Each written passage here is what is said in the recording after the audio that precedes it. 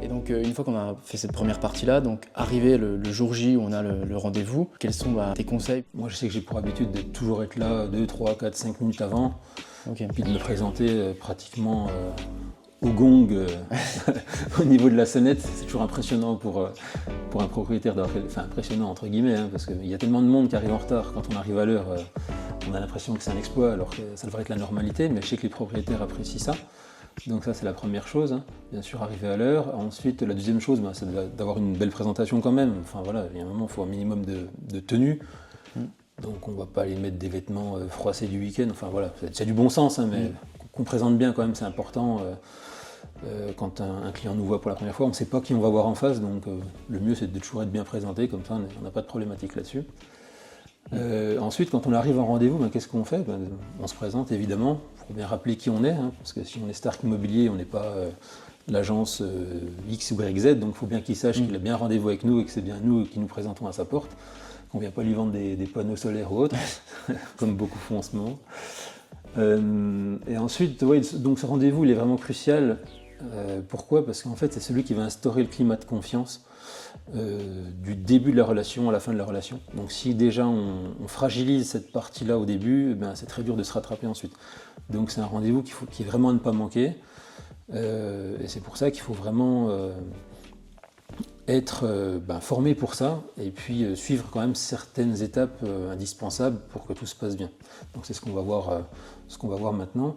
Oui. Notamment quand on arrive en rendez-vous, donc la première chose qu'on essaye de faire, donc on se présente, on rentre dans la maison, on a ses affaires. L'objectif, pour pas qu'on soit expulsé au bout de 5 minutes de la maison, c'est de se dire qu'il faut arriver à rester un certain temps dans la maison pour justement créer cette relation. Et donc pour faire ça, moi c'est assez facile, quand c'est une maison qui est meublée, qui n'est pas vide, c'est facile parce qu'en fait on va vers une table, on dit je peux poser mes affaires ici, on pose sa veste, tu vois.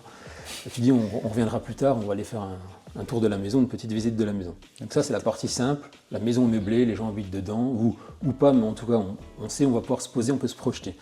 Après il y a les maisons qui sont vides. Alors ça c'est un peu plus compliqué, parce qu'on va poser ses affaires dans un coin de pièce, mais on ne peut pas ensuite aller s'installer.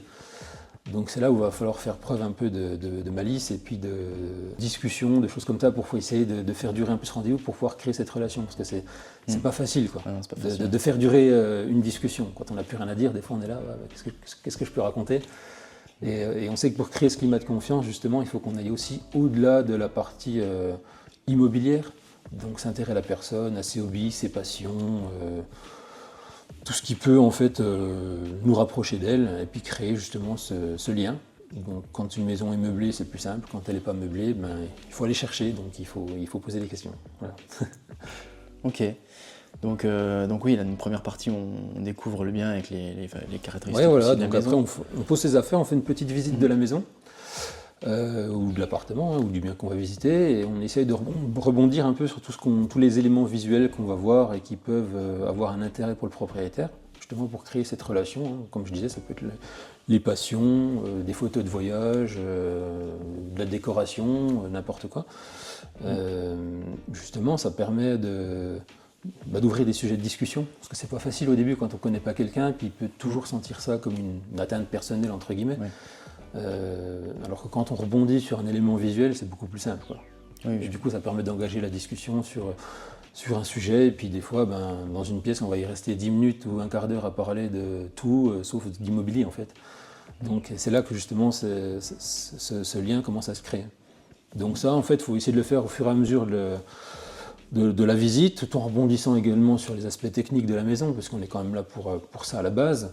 Il ne faut pas l'oublier, il ne faut pas que parler de la partie perso, il faut mêler un peu les deux, en fait, c'est un juste équilibre.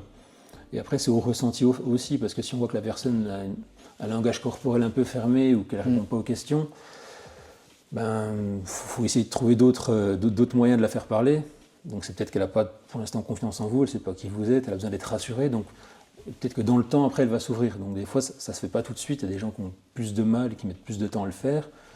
Mais la plupart du temps, on arrive quand même toujours à créer quelque chose, une discussion avec quelqu'un. Hormis s'il est vraiment fermé, buté, borné, ça peut arriver exceptionnellement, mais la plupart du temps, c'est quand même des gens qui vivent et qui sortent de chez eux, donc ils discutent avec d'autres personnes, donc il n'y a pas de raison qu'on n'arrive pas à les faire parler, quoi.